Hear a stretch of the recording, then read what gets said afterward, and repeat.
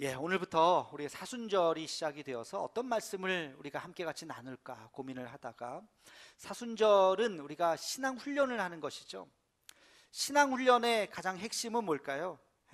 금식하고 금욕적인 것을 하고 그런 거, 물론 그런 것도 필요하겠지만, 금식을 하는 궁극적인 목적이 무엇이냐? 그것은 하나님께 더 가까이 가려고 하는 것이죠. 또 다른 표현으로 하면 더 성숙한 신앙인이 되고자 하는 것입니다. 더 영적인 사람이 되고자 하는 그런 마음으로 우리가 금식도 하고 경건 훈련에 참여하는 것이죠. 그래서 이 사순절 6주 7주간이 되는 이 기간 동안에 어떤 말씀을 우리가 함께 같이 나눌까 기도하고 고민하는 중에, 하나님께서 저에게 주신 마음이 뭐냐면 책 한 권이었어요. 영적 성장과 훈련이라고 하는 책이 있어요. 영적 훈련과 성장, 영적 훈련과 성장이라고 하는 리차드 포스터가 쓴 책이에요.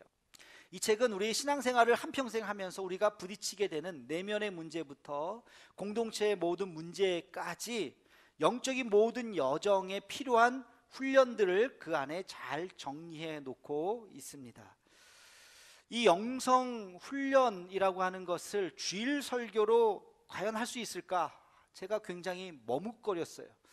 할까 말까, 해도 되나 안 되나, 저 자신이 굉장히 고민을 하다가 결단을 내렸는데, 설교가의 입장에선 대단히 모험일 수밖에 없습니다. 왜? 여러분들의 영적인 상태가 다 다르기 때문에 그래요. 오늘 처음 교회 나오신 분도 있고, 그런 분들은 영적이라는 게 뭐야, 이 낯선 단어부터 굉장히 받아들이기 쉽지 않을 수도 있어요. 그런가 하면 여기 계신 분들은 이미 30년, 50년, 70년을 믿으셔가지고 그냥 척하면 척으로 그냥 알고 계신 분들도 있어요. 이렇게 우리의 청중이 굉장히 다양한데, 이것을 하나로 묶으면서 영적인 훈련과 성장이라고 하는 것을 우리가 말을 할 수가 있을까? 이 짧은 시간에 이것을 정리해서 이야기할 수 있을까? 그런 고민을 했습니다만, 뭔가 좀 설교가 좀 부족하다라고 생각하시는 분들은 이 책을 사서 읽으세요. 제가 다 얘기하지는 못하겠죠. 이 책을 묵상하면 더 큰 은혜를 느낄 수 있을 것입니다. 그러나 아직 굉장히 좀 어렵게 느껴지시는 분들은 설교를 반복해서 다시 한번 들으시고 다시 한번 들으시면서, 영적인 세계라고 하는 것이 이런 거구나, 우리 예수님을 믿는 사람들이 보다 더 영적으로 더 깊은 사람이 되어 가야 하는구나 하는 것을 감을 잡으시고 이 훈련에 함께 같이 임하는 시간이 되기를 소망합니다. 이 책 소개를 조금 더 하면요, 이 책은요 크게 세 가지의 카테고리로 나눴습니다. 우리가 신앙생활하면서 영적인 훈련을 해야 되는데 크게 세 개의 범주가 있다는 거예요. 첫 번째 범주는 내적 훈련인 거예요. 내 스스로, 내 내면의 훈련을 해야 된다는 것입니다. 여기 네 개의 훈련이 있어요. 따라해 볼까요? 묵상의 훈련, 기도의 훈련, 금식의 훈련, 학습의 훈련. 이 네 개의 훈련이 우리의 내면을 더 깊게 만드는 훈련이라고 하는 것입니다.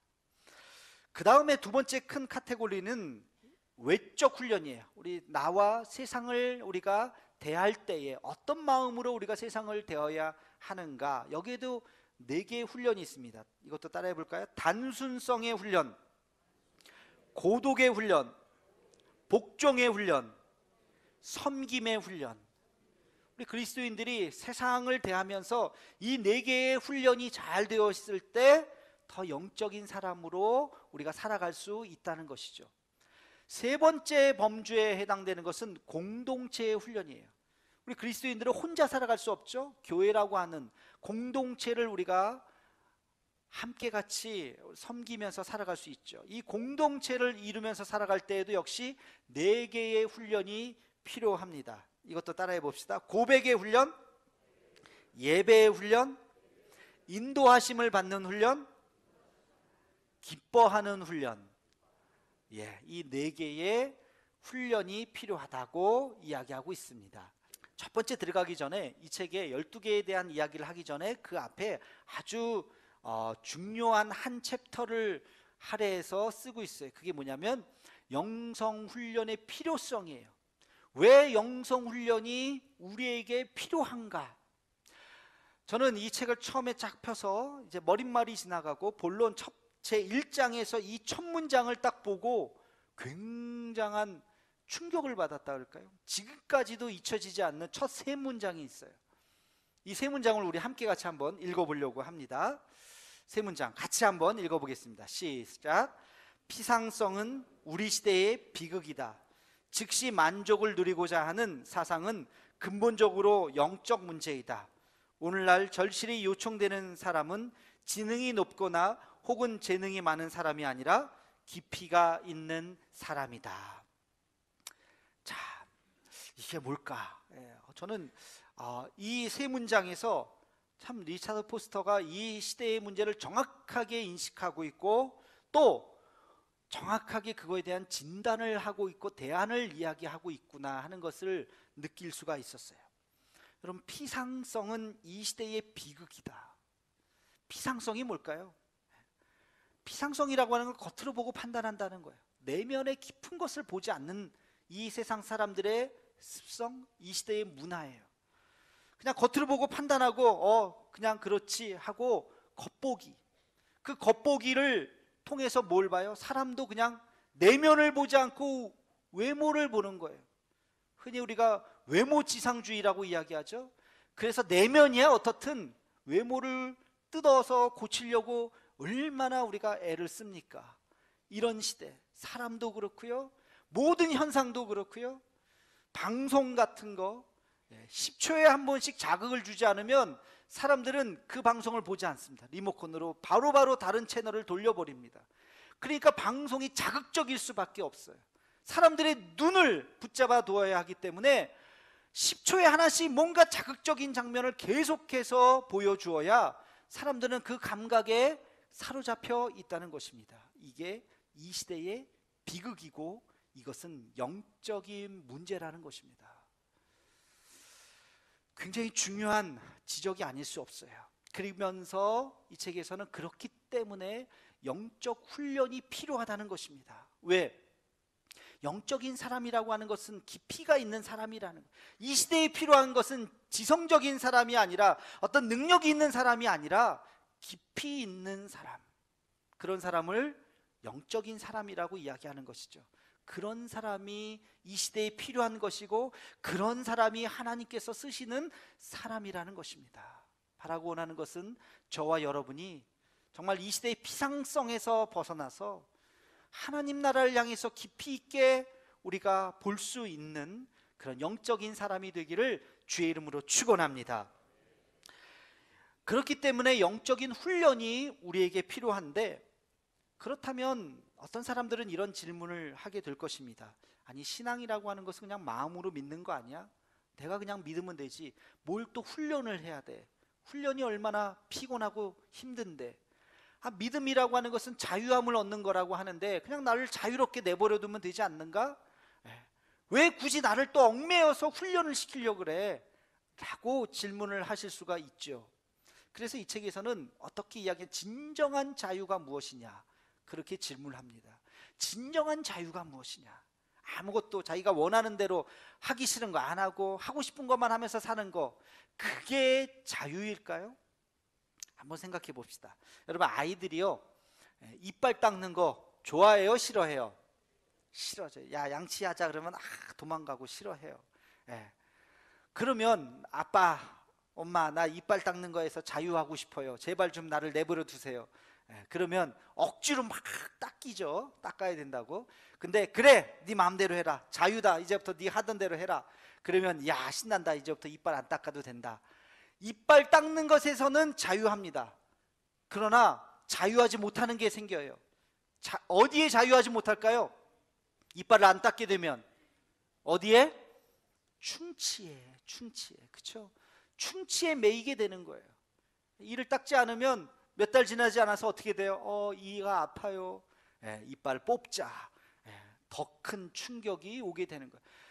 하기 싫은 거 안 한다고 해서 그게 진정한 자유가 아니라는 것입니다. 아이들 공부하는 거 싫어하죠?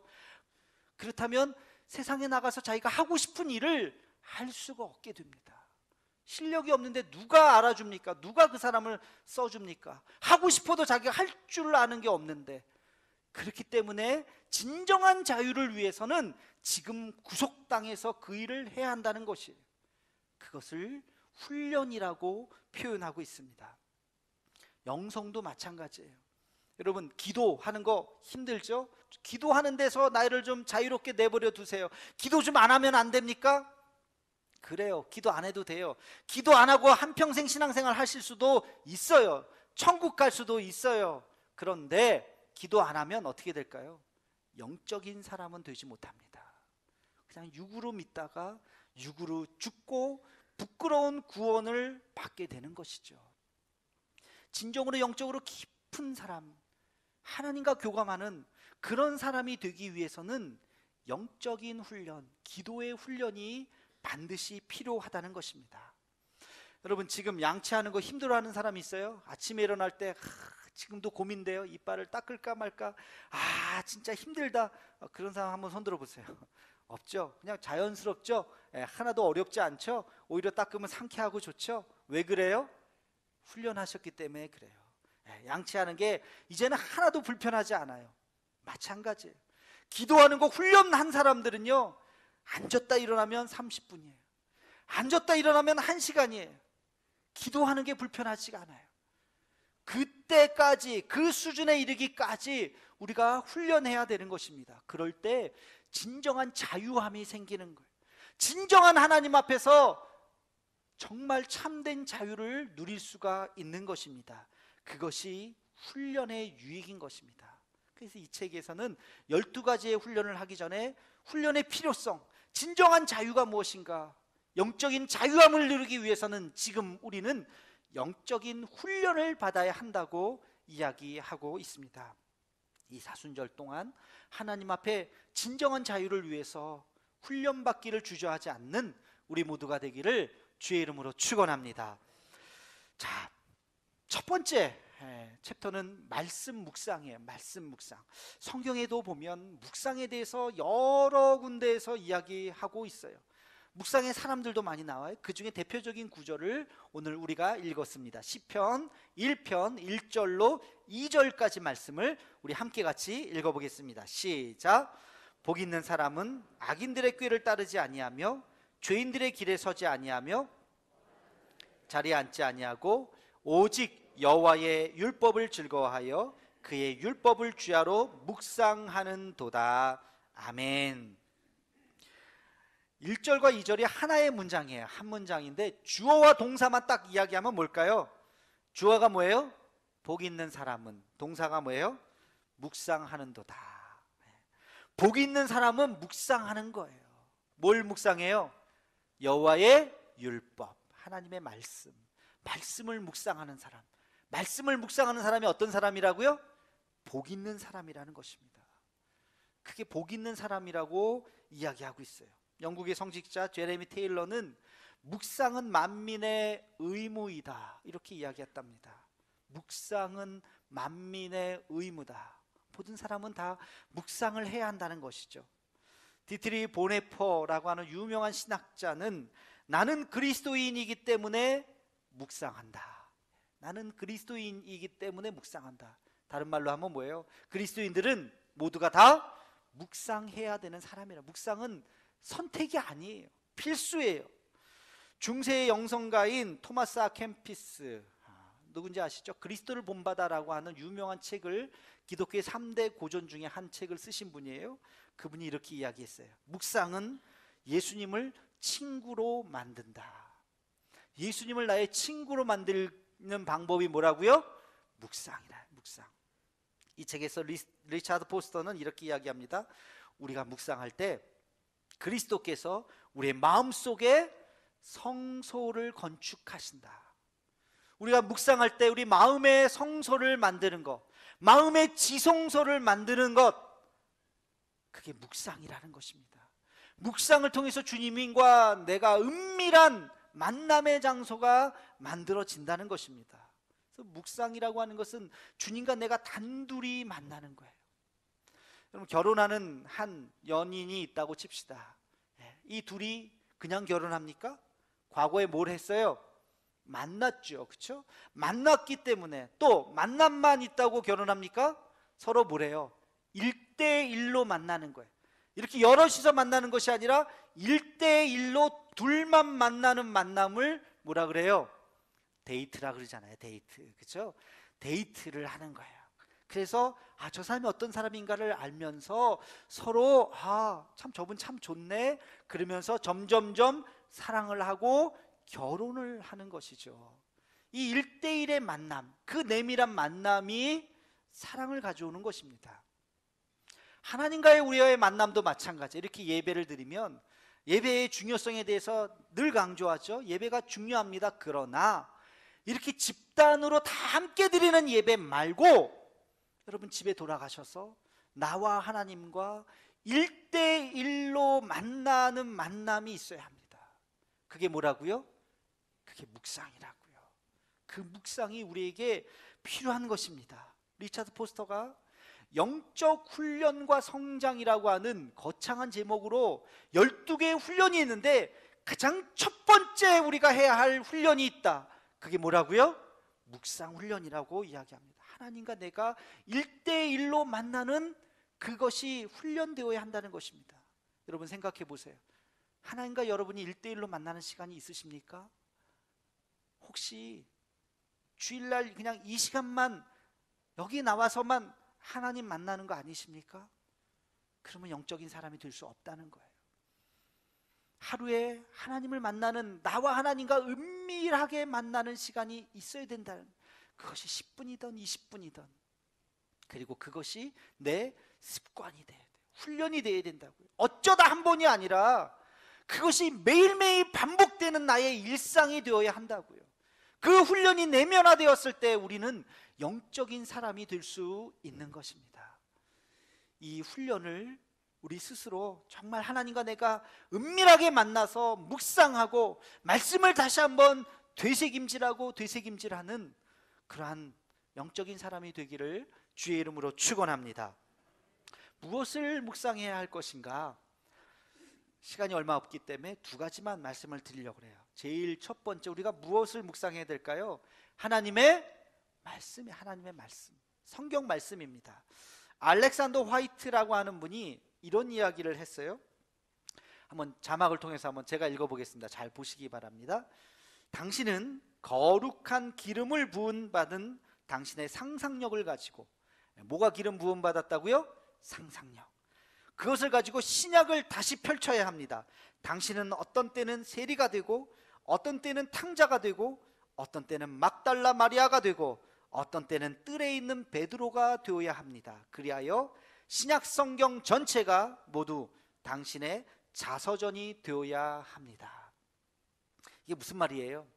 성경에 있는 수많은 스토리가 남의 이야기가 아니라, 베드로의 이야기가 아니라 나의 이야기라는 것입니다.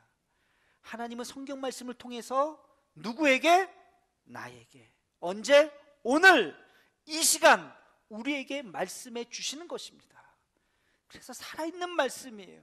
운동력이 있는 말씀이에요. 오늘 나에게 주시는 말씀이 바로 하나님의 말씀인 것입니다. 그것을 어떻게 알아요? 묵상을 통해서 하는 거예요. 하나님의 말씀을 묵상을 통해서, 2000년 전 바울에게 주시는 말씀이 아니라, 베드로에게 주시는 말씀이 아니라, 다윗에게 주시는 말씀이 아니라 나에게 주시는 말씀이구나 하는 것을 깨닫는 것입니다. 하나님의 말씀은 나에게 주시는 말씀이에요. 제가 담임 목사가 돼서 설교를 준비하면서 저에게 습관이 하나 생겼는데, 부교육자 때도 물론 설교를 했지만 그렇게 많이 하진 않잖아요. 어쩌다 한 번씩 하고 그랬는데, 담임 목사가 되니까 계속 설교를 하죠. 계속 설교를 하면서 이 설교의 원고를 제가 한자 한자 다 씁니다. 오늘도 이렇게 다 썼어요. 그죠? 이렇게 다 썼어요.